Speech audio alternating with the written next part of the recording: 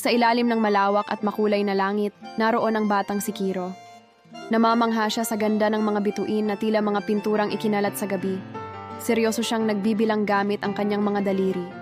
Ngunit sa dami ng kislap, madalas siyang malito at mapakamot na lang sa kanyang magulong buhok. Biglang, isang bituin ang kumislap ng masigla at mabilis.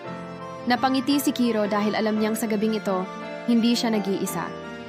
Ikinukwento niya ang lahat, mula sa kanyang mga pangarap hanggang sa ulam na ayaw niya.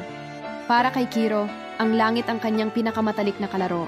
Ang mga bituin ay tila sumasayaw at gumagalaw ng banayad bilang tugon sa kanyang boses, isang mahiwagang ugnayan sa gitna ng katahimikan.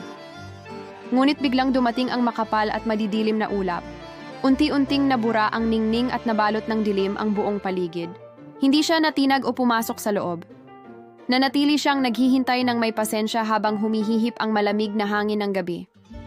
Dahan-dahang humawi ang mga ulap at muling sumibol ang mga bituin, na tila mas makinang at mas maganda kaysa sa dati nilang anyo. Isang bulalakaw ang dumaan sa likuran niya. Ang ngiti ni Kiro ay tanda ng pag-asa, na palaging may liwanag na naghihintay sa atin. Dahil ang tunay na pagkakaibigan ay hindi naglalaho, mananatili itong kumikislap kahit sa gitna ng pinakamadilim na sandali ng buhay.